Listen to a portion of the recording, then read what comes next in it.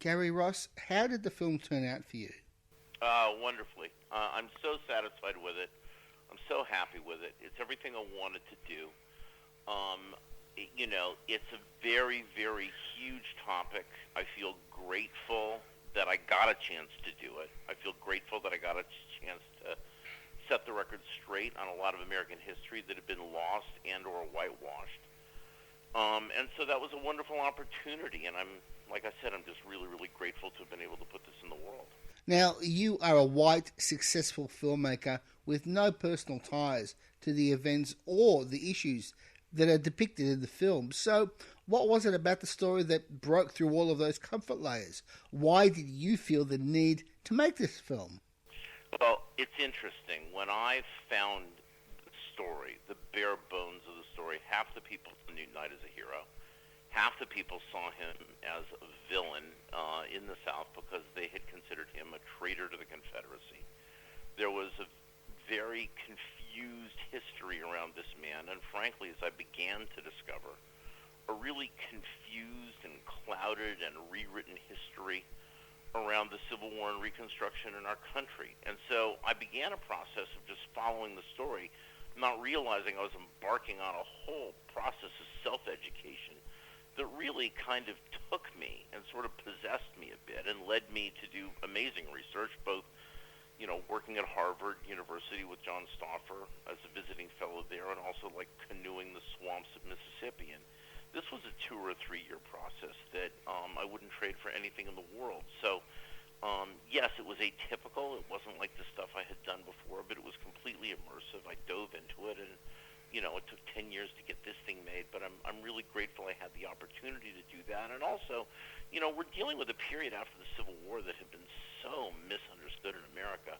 The only movies about it have been Gone with the Wind or Birth of a Nation, the first one, the D.W. Griffith Birth of a Nation, which were really very misleading about the era, and in the case of Birth of a Nation, just overtly racist and pretty horrible. So to be able to set this record straight and to be able to contribute this to the historical record and to be able to put this in the world, I'm just really grateful for, and I'm pleased I spent the time.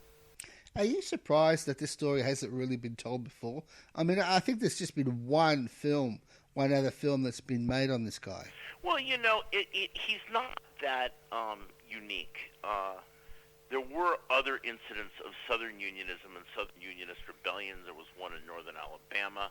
What people don't realize is one of our states in America, the state of West Virginia, became a state because it broke off from the state of Virginia because it didn't want to join the Confederacy. So anti-Union sentiment existed in the South and was widespread in the South. It's just in the retelling of it, the mythology that's created is that the Confederacy somehow this monolithic, universal thing that everybody, that was unanimous and that Southerners agreed on, white Southerners.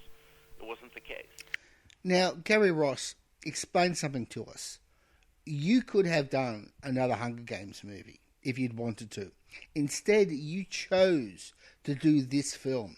You knew the sacrifice you were making. Now, why does a filmmaker at such a high point in his career make a film that he knows is going to be difficult? Well, I mean, I can think of nothing better to do with the high point of your career. You know, I mean, it's like, what are high points for if not to use them to expand and stretch and take risks and dive into more difficult terrain? I mean, that's, I think, the point. Yeah, I could have made another Hunger Games, but I could have made another Hunger Games, and at the end of it, I suppose I would have had more money, but I wouldn't have gone on this journey, and I wouldn't have this thing in the world. And to me, this is really worth it, and I wouldn't trade it for anything. I don't want to live a safe life.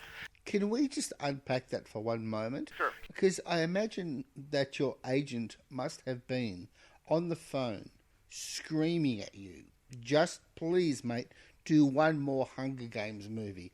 It'll double your Hollywood pull. I understand your passion for this film, but please just do one more franchise movie. Can you explain that to us? The very conversation that you just alluded to did happen.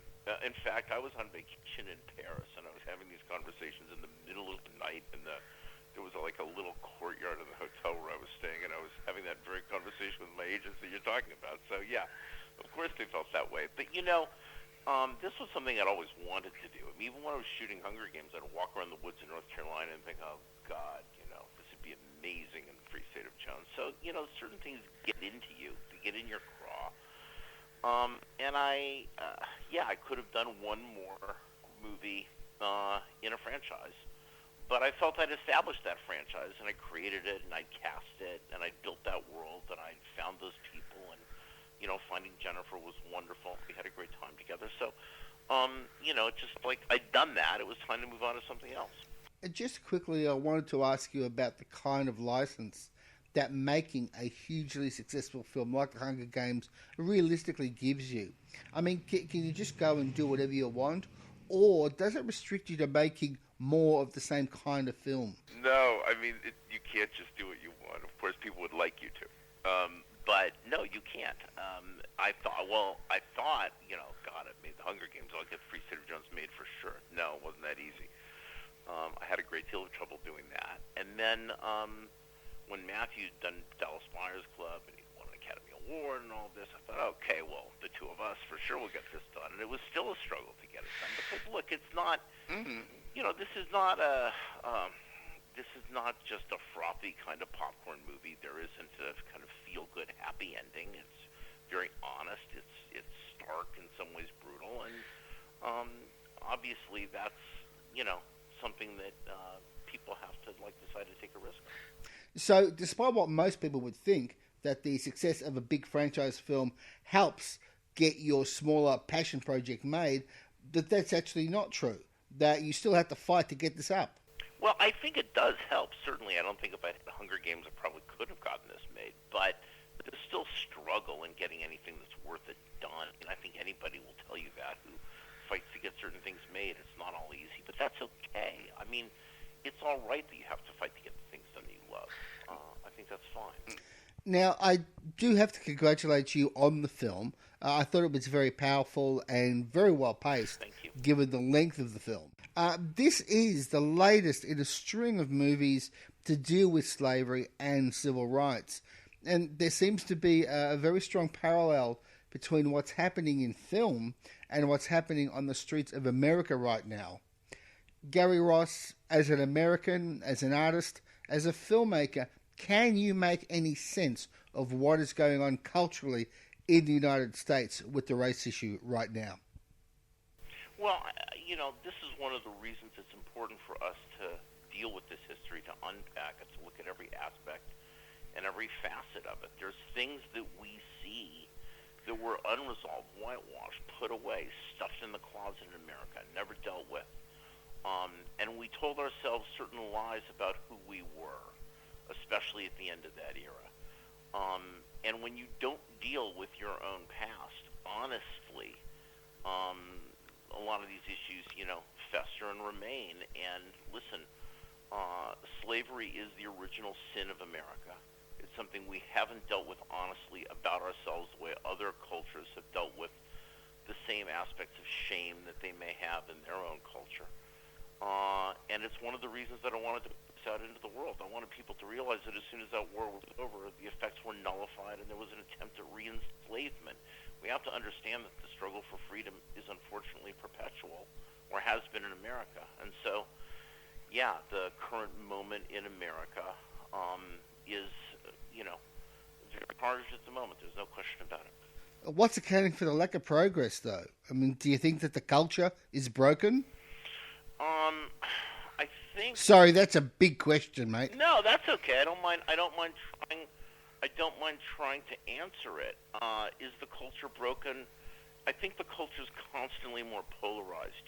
There was a really, really interesting piece in the New Yorker that I realized, that I just read, where he was talking about the fact that now, when there's so many different sources of news, it's possible to get your information from a self-selected source that agrees with you, and that there's so many opportunities for people to kind of polarize more and more in modern culture that creates more division instead of more a kind of unification or dialogue. And so I found that to be really interesting, that at the same time, you would think that modern technology or the internet or social media would create a dialogue. In many ways, it creates isolation.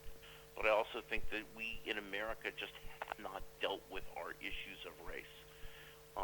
And, until we do, we're going to keep seeing this thing. You wrote the film Big, which has become a comedy classic. Why? Oh, I don't know, because everybody has a little kid in them, and every little kid wants to be a grown-up and, aspires to it. And I think that it was just, Tom was wonderful, and, we tried to be as honest as we could. We didn't write it to be a great big movie. We wrote it to be a little movie. And I think when you do that and you're sort of honest to what the emotions are, those things tend to last, or hopefully they do. And are you really going to make Ocean's 11 with women? Hope so. We'll see. We're trying to figure it out, and we hope that it comes together now. So, we'll see.